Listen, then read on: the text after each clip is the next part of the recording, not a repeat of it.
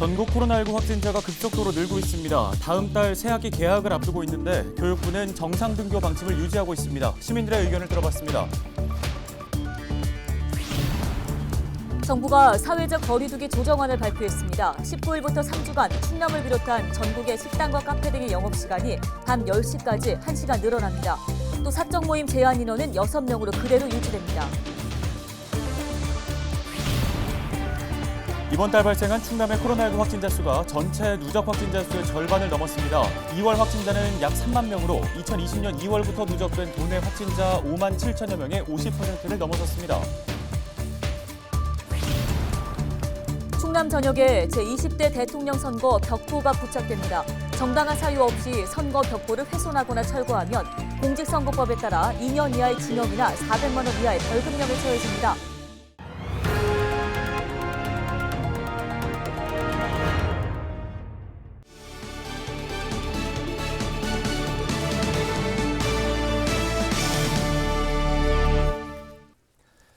시청자 여러분 안녕하십니까? 헬로티비 뉴스입니다.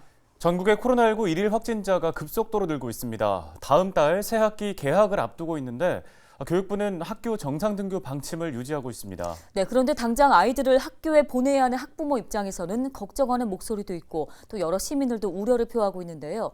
그래도 정상적인 수업을 해야 한다는 의견도 있습니다. 홍하영 기자가 시민들을 만나 들어봤습니다. 지난 16일 유은혜 사회부총리 겸 교육부 장관이 학교 정상 등교를 추진하겠다고 밝혔습니다. 대신 선제검사를 통해 수요일과 일요일에 자가검진 키트 음성이 나오면 등교하는 것을 권고합니다. 일선교육청도 정상 등교 방침을 유지하고 있는데 최근 확진자 폭증 상황에 정상 등교를 우려하는 목소리도 큽니다. 지금 3월 달에 갔을 때 자가 진단 키트만 가지고 이렇게 검사를 했을 때 그 정확도가 높지 않은 상황에서 만약에 코로나에 확진이 된다면 그 책임이 우리 아이들과 학부모들한테 온전히 전가되지 않을까 하는 우려가 있습니다. 많이 나오면 안 가는 게 좀 좋을 것 같아요. 배우는 것도 중요하지만 애들이 약하잖아. 그래서 안 가는 게 좋을 것 같아요. 글쎄요. 우선에 사람이 먼저잖아요. 그럼 너무 많이 걸리니까 우선 사람이 안전해야 되니까 가게는 또 가게들에도 그거를 저는 일단 안 갔으면 좋겠어요. 일단은 조금 추이를 지켜보는 추세로 비대면으로 온라인으로 좀 진행을 하다가 나중에 조금 안정이 되거나 아니면 그때 봐서 해도 되지 않을까 하는 생각이 듭니다. 일부 학생은 정상 등교를 했을 경우 학교가 지는 부담을 우려하기도 했습니다. 저는 솔직히 학교에 되게 무거운 숙제라고 생각을 하거든요. 그래서 자율적으로 진행을 한다는 거에서부터 저는 솔직히 별로 와닿지 않는 부분이 있는 것 같기도 하고 혼란스러움이 되게 많이 초래가 될 거라고 생각이 들어요. 반면 현재 다른 활동들은 다 하면서 학교만 안 가는 게 무슨 의미가 있느냐는 반응도 있었습니다. 시민들은 비대면 수업을 할 때 발생한 학습 공백에 대해서도 우려했습니다. 학교를 안 가더라도 학원은 또 가거든요, 대부분. 그러니까 자유롭게 애들끼리 다니는 것보다 오히려 학교에서 그 선생님들이 이렇게 애들 컨트롤을 해주는 게 더 좋을 수도 있어요. 학생들이 학교 가서 공부를 해야 되는데 인터넷 방송으로서 공부를 하니까 제대로 집에서 우리 손자들도 보니까 잘 안 된다 하더라고 보니까 원격 수업을 하니까 학교 가는 게 저는 좋을 것 같아요. 실외 활동을 늘리고 또 바깥 여러 가지 행사들을 많이 할 수 있는 정상적인 등교는 좋게 생각을 합니다. 학교 현장의 철저한 방역 체계 안에서 정상적인 교육이 이루어져야 한다는 의견도 나옵니다. 어차피 코로나는 대부분이 식당 이런 데에서 놀러 다니면서 발생하는 거라고 생각이 많이 들어서요. 학교 등교해서 철저히 방역 지키면은 오히려 학생들의 수업에 있어서 좋을 것 같다고 생각합니다. 학생들 개학까지 2주 남짓 남은 시점, 3월 중순쯤 코로나19 확진자 수는 정점을 찍을 것이라는 전망도 있습니다. 학생들의 안전과 학습권 모두를 보장할 수 있는 방법을 계속해서 강구해야 할 것으로 보입니다. 헬로티비 뉴스 홍하영입니다. 충남을 비롯한 전국의 식당과 카페 등의 영업시간이 1시간 늘어납니다. 정부는 19일부터 다음 달 13일까지 3주 동안 사회적 거리두기 조정안을 적용한다고 밝혔습니다. 이에 따라 식당, 카페 등의 영업시간이 밤 10시까지 1시간 연장되고 사적 모임 제한 인원은 지금과 마찬가지로 6명으로 유지됩니다.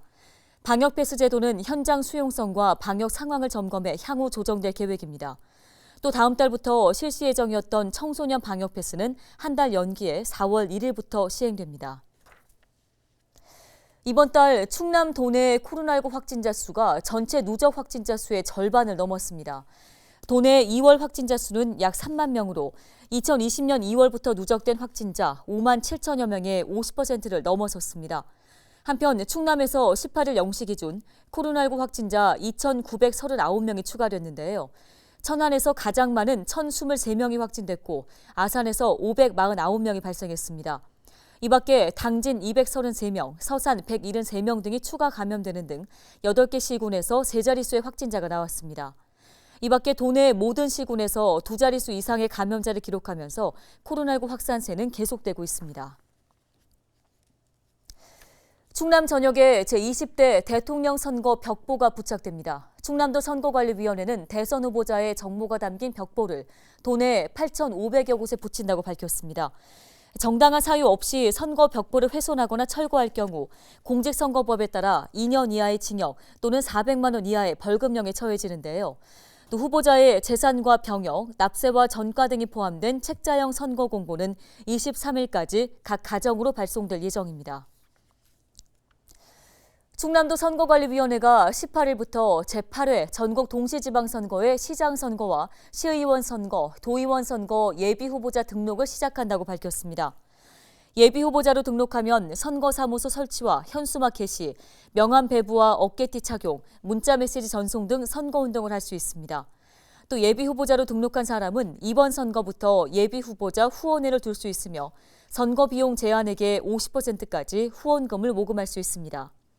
국회의원이나 공무원 등 이번 선거에서 입후보가 제한되는 사람이 예비후보자로 등록하려면 등록 신청 전까지 사직을 해야 합니다. 군수선거와 군의원 선거의 예비후보자 등록은 3월 20일부터 시작합니다.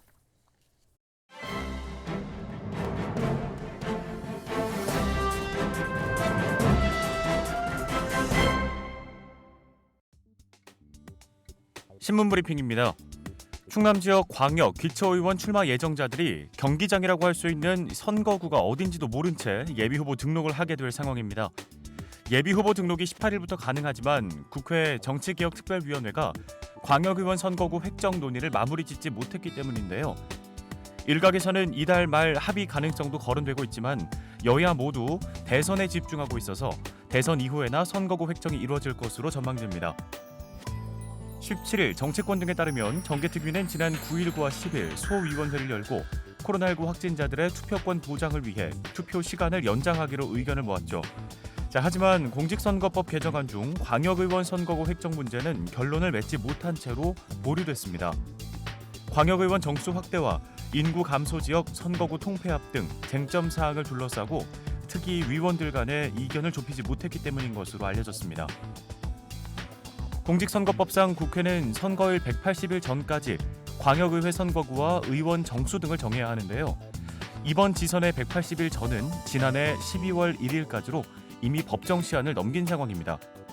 하지만 선거구 자체가 결정되지 않다 보니 광역, 기초의원 출마 예정자들은 어느 지역에 등록을 해야 할지 또 어떤 공약을 내세워야 할지 막막한 상황입니다. 출마 예정자인 A씨는 선수가 경기장이 어딘지도 모른 채 몸만 풀고 있는 상황이라고 토로했는데요. 충남선거관리위원회는 일단 현행 지역구를 기준으로 예비후보 등록을 접수한다는 방침입니다. 충남선관위 관계자는 현재 선거구를 기준으로 예비후보를 등록받고 향후 상황에 따라 변동 접수를 받을 계획이라고 전했습니다. 신문 브리핑이었습니다. 다음 소식입니다. 일부 민원인들의 폭언과 폭행으로 공무원들은 극심한 고통을 겪습니다. 이런 문제의 대응책으로 홍성군에서는 공무원들의 몸에 카메라를 달게 해 화제인데요. 차량에 설치된 블랙박스와 같은 역할을 기대하는 겁니다. 충남 15개 시군 가운데 처음으로 하는 시도인데 악성 민원 대응에 얼마나 효과가 있을지 주목됩니다. 한보모 기자가 취재했습니다. 행정복지센터를 찾은 한 남성. 테이블을 쓰러뜨리고 의자를 집어던집니다. 말리는 공무원은 손으로 밀쳐냅니다. 급기야 입에 담지 못할 욕설까지 내뱉습니다.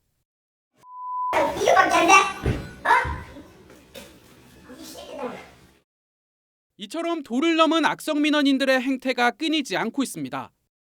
공무원 폭언과 폭행 피해 사례는 해마다 늘어 2년 새 33% 증가했습니다. 하지만 뾰족한 대책은 없는 상황. 이런 가운데 홍성군이 악성 민원에 대응하기 위해 공무원들에게 목걸이형 카메라를 보급하고 나섰습니다. 기존 CCTV만으론 한계가 있다고 보고 목에 걸어 촬영과 녹음을 할 수 있는 장비를 활용하기 시작한 겁니다. 지금 제 모습을 실제 공무원들이 착용하고 있는 카메라로 찍어볼 텐데요. 동시에 세 방향에서 촬영이 가능하고 움직임과 말소리를 보다 선명하게 확인할 수 있습니다. 지난 6개월 동안 시범 사용한 결과 예방 효과는 뛰어났습니다.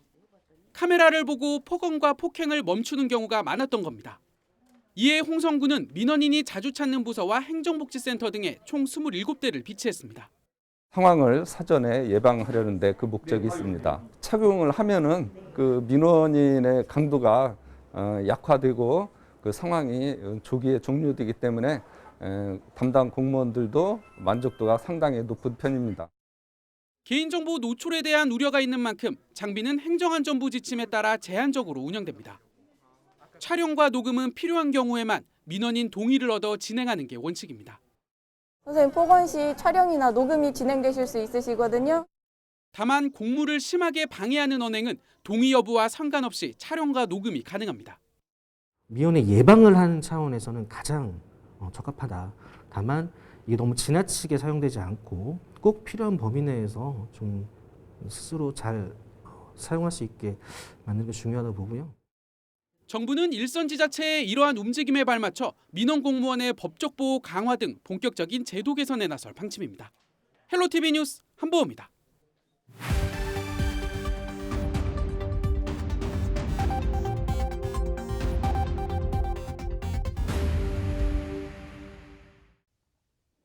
시청자 여러분 안녕하세요. 주민 여러분의 교통 안전을 책임지고 있는 충청남도 경찰청 장은효 경장입니다. 사고 현장이 담긴 블랙박스 영상을 통해 교통 안전 수칙을 점검해 보는 시간. 오늘의 첫 번째 영상부터 만나보겠습니다. 지난해 9월 논산의 한 주유소를 비추고 있는 CCTV 영상입니다. 화면 위쪽으로 교차로 모습이 확인되는데요. 녹색 신호에 직진하던 오토바이가 좌회전하는 차량과 충돌하는 사고가 발생합니다. 승용차가 비보호 좌회전을 하려다 사고를 낸 건데요. 비보호 좌회전은 모든 교차로가 아닌 해당 표지가 표시된 곳에서 녹색 신호일 때, 그리고 반대 차선에 직진 주행 차량이 없을 때만 가능하다는 점 꼭 명심하시길 바랍니다. 계속해서 다음 영상 보겠습니다. 지난해 12월 아산의 한 도로에서 일어난 사고입니다.